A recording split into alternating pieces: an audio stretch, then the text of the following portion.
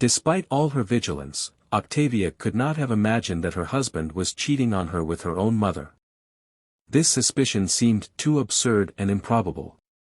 But gradually, the evidence began to form a complete picture that filled Octavia with horror. One evening, when Oscar was once again delayed at work, Octavia decided to visit her mother. She hoped to find solace and advice from her. But when Octavia drove up to Cordelia's cottage, she saw Oscar's car parked there. Octavia's heart skipped a beat, but she refused to believe her eyes. Quietly entering the house, Octavia heard muffled voices coming from her mother's room. Creeping closer, she peered through a crack in the door and froze at what she saw. Oscar and Cordelia were in bed, embracing each other, kissing with a passion that indicated this was far from their first encounter. Octavia barely stifled the scream that was bursting out of her. Tears streamed down her face as she ran to the car. She didn't remember how she got home.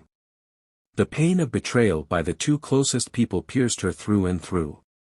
Her whole world, everything she believed in, was shattered to pieces. The following days blurred into one endless nightmare for Octavia. She mechanically went to work, barely restraining her emotions. At home, she avoided Oscar, locking herself in her studio. She didn't know what to do next, how to come to terms with what had happened. Meanwhile, Oscar and Cordelia, unaware that their secret had been uncovered, continued their meetings. They planned to tell Octavia the truth and start a new life together. But they had no idea of the emotional trauma they had inflicted on Octavia and the irreversible changes their selfish act had caused. The tension grew with each passing day. Octavia knew she couldn't keep up this charade for long. Something had to happen, some explosion to put an end to this suffering. And one evening, when Oscar returned home late as usual, Octavia greeted him with icy calm. That night, neighbors heard frenzied screams and the sounds of a fight coming from the Fairweathers' house. The tragic story of the Fairweather family shook the quiet town of Creekside and long remained a topic of gossip. The house where the once happy family lived became empty and over time turned into ruins. And the memory of the beautiful teacher, her ambitious husband, and enigmatic mother-in-law gradually faded, leaving behind only a legend of the fatal passion that destroyed lives. Every detail, every nuance of the situation gradually formed a picture from which Octavia desperately tried to turn away. Her relationship with her mother, once filled with warmth and trust, now seemed distant and strained. Cordelia, who always enjoyed spending time with her daughter, became withdrawn and pensive. Their weekly tea dates, once filled with laughter and sincere conversations, were becoming increasingly rare and uncomfortable. Cordelia would often cancel meetings at the last minute, citing unexpected matters. And when they did get together, Octavia couldn't help but notice how nervous her mother acted, avoiding meeting her gaze, something completely uncharacteristic of Cordelia. Octavia's suspicions grew with each passing day, dragging her into a painful whirlpool of doubt and self-flagellation. She relentlessly replayed every moment of interaction, every word spoken by Oscar or Cordelia in her head, desperately searching for signs of deceit. Was she just imagining all of this? Maybe the stress of trying to get pregnant and preparing for the exhibition had simply made her paranoid. But the desire to uncover the truth, however painful it might be, compelled Octavia to launch her own investigation. She carefully studied Oscar's credit card statements, noticing payments at restaurants and hotels he never mentioned. Stopping by her mother's house at unexpected times, Octavia's heart would clench with pain each time she saw Oscar's car parked nearby. One evening, when Oscar was supposedly staying late at work, she noticed his car on the street near her mother's house. Each new piece of evidence dealt a devastating blow to the foundation of trust upon which Octavia had built her life. Students and colleagues began to notice changes, dark circles under her eyes, trembling hands as she demonstrated drawing techniques, her strained smile that never reached her eyes. Day by day, Octavia became a mere shadow of her former self, torn between the need to face reality and the desperate hope that she was mistaken. But even Octavia's worst fears could not have prepared her for the destructive truth that lay ahead. The day her world shattered began like any ordinary Saturday. Octavia spent the morning at school, finalizing preparations for an exhibition of student works. Oscar left early, muttering something about playing golf with clients. On the way home, preoccupied with the small details of the upcoming event, Octavia decided to stop by her mother's place. Perhaps a cup of tea and a chat would help her calm down. But as she turned onto the quiet lane leading to Cordelia's house, her heart froze. Behind the house stood a black car, the same one Oscar drove. Octavia sat frozen in her car, gripping the steering wheel tightly. She desperately tried to convince herself there was some innocent explanation for this. But deep down, she already knew the truth. Her legs trembled as Octavia approached the cottage. Taking a deep breath, she inserted the key into the lock and quietly opened the door. The scene she witnessed would be forever etched in her memory. On the floral-patterned sofa, Oscar and Cordelia held each other tightly, oblivious to everything around them. Cordelia's hair was disheveled, and Oscar's shirt was partially unbuttoned. On the coffee table stood two half-empty glasses of wine, silent witnesses to their betrayal. For a moment, time seemed to stand still, and then, sensing her presence, Oscar and Cordelia looked up. Their eyes held a mix of shock, guilt, and a glimmer of defiance. What happened next was drowned out by screams and accusations. Octavia's cry of anguish shattered the silence, stunning the guilty parties. Oscar leaped to his feet, stammering, trying to explain, pleading for forgiveness. Cordelia remained seated, pale as a sheet, tears rolling down her cheeks. Octavia's voice, filled with pain and rage, hurled questions at them. And when the answers finally came, they stabbed into her heart like daggers. 6 months. It all started as a friendship and then grew into something more. They didn't mean for it to happen. They were sorry. Unable to bear their presence any longer, Octavia ran out of the house. She drove aimlessly for hours. The scene she had witnessed replayed in her mind over and over. When Octavia finally returned home, the sun had set, casting long shadows across the tidy lawn of the house that had once been her sanctuary. Sitting in the dark living room, surrounded by the trappings of her seemingly perfect life, Octavia felt something inside her break. The depth and extent of the betrayal overwhelmed her. And it was at that moment that a cold determination took root in her heart. Someone would have to pay for this pain, and Octavia knew exactly who it would be. The events leading to the tragedy unfolded over several tense hours on a warm summer evening. Octavia, having spent the day in a fog of grief and anger, began pacing nervously around the house like a caged animal. The ticking of the clock in the hallway seemed to mock her, counting down the final minutes until the moment her life would be forever changed. As dusk began to gather, Oscar returned home, cautiously entering. His confident stride had been replaced by hesitant steps. His jacket and tie were removed. Actions that were once routine now seemed devoid of meaning in light of his betrayal. Oscar called out to Octavia in a strained voice. When she stepped into the light, he visibly flinched. The woman before him bore little resemblance to the vivacious, loving wife he had known. Her eyes were red from crying, her face blank, and her body tense, like a tightly wound string threatening to snap from unspeakable fury. Oscar, his face a mask of guilt and remorse, launched into a stream of apologies and justifications.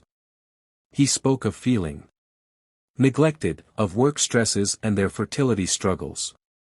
He claimed it was a mistake, a weakness that had spiraled out of control. With each word he spoke, Octavia's anger swelled like a raging wave ready to crash upon the shore. Not fully aware of what she was doing, she made her way to Oscar's study. She knew he kept a gun there in his desk drawer, a precautionary measure he had insisted upon after a string of burglaries in their neighborhood. As if in a trance, she retrieved the weapon, feeling the cold metal in her hand. When Octavia returned to the living room, Oscar's eyes widened with shock and fear. He raised his hands, slowly backing away. His words now turned into a stream of panicked promises. He swore to end the affair, to go to therapy, to do whatever it took to save their marriage. But Octavia didn't hear him. Her mind was filled only with images of Oscar and Cordelia, their betrayal playing on a loop. What happened next blurred into a whirlwind of motion and sound. Oscar lunged forward, perhaps trying to disarm her. In that moment of chaos and turbulent emotions, Octavia's finger involuntarily squeezed the trigger.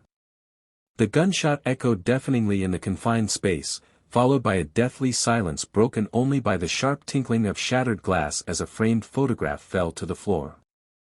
Oscar recoiled, a look of inexpressible astonishment flashing across his face.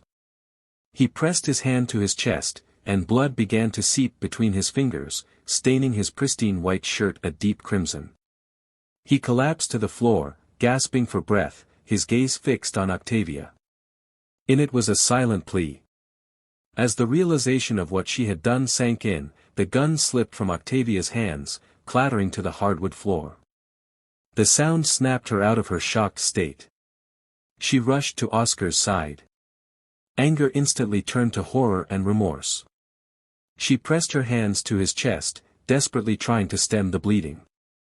Oscar's breathing grew more labored, his skin paling before her eyes.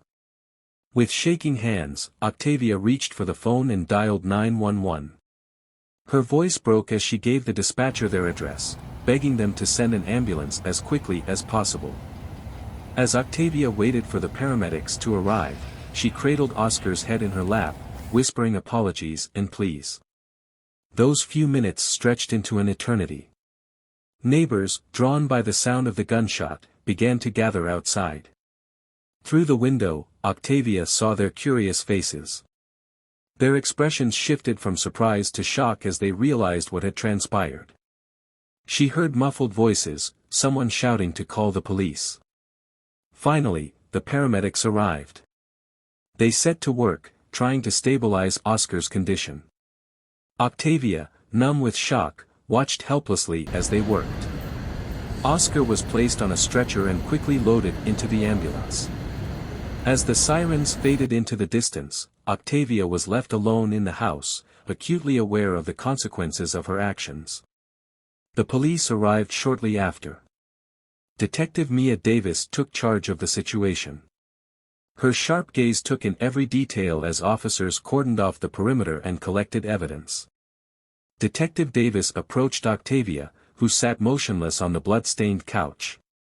Detective Davis gently but firmly explained Octavia's rights and asked if she understood what was happening.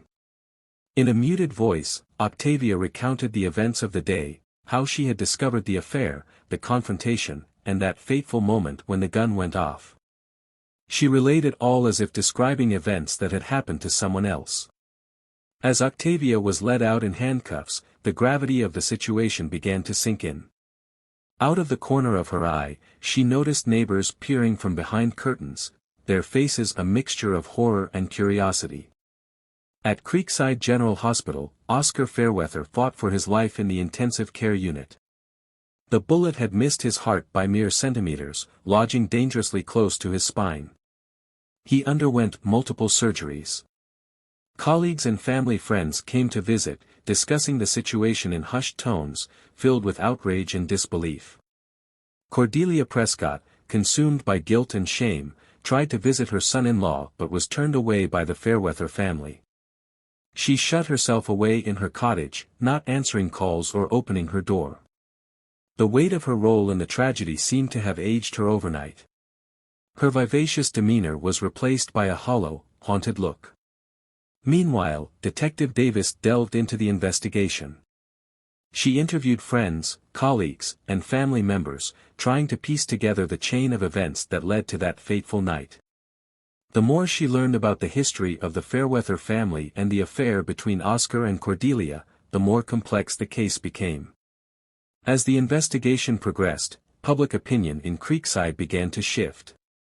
What had initially seemed a clear-cut case of attempted murder in a fit of rage revealed itself to be a tragedy born of betrayal and broken trust. The town became divided in their perception of Octavia. Some genuinely sympathized with her anguish, while others condemned her actions as unjustifiable, regardless of the circumstances. One of the key testimonies came from Zara, Octavia's friend and colleague at the art school.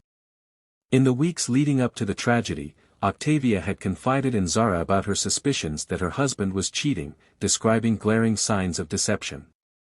These accounts painted a picture of her emotional turmoil and inner struggle, shedding light on her state of mind.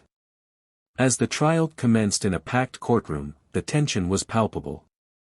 The zealous district attorney, Vincent Harding, portrayed Octavia as a vengeful woman who had deliberately committed an act of violence.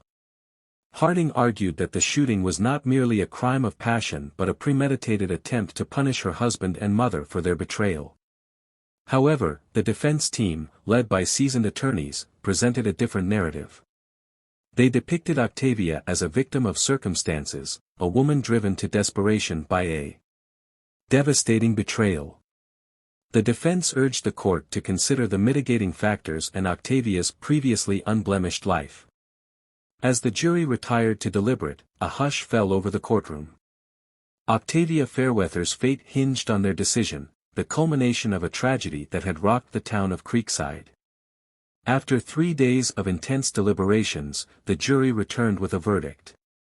Octavia was found guilty of assault under mitigating circumstances, a lesser offense than the attempted murder charge the prosecution had pushed for. The room filled with sighs and hushed conversations as the verdict was announced. Octavia stood beside her attorney, her expression impassive.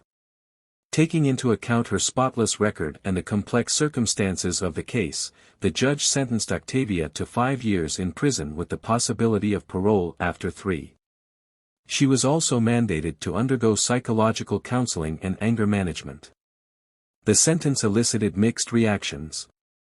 Some felt it was too lenient, given the severity of the crime, while others saw it as a fair balance between justice and compassion.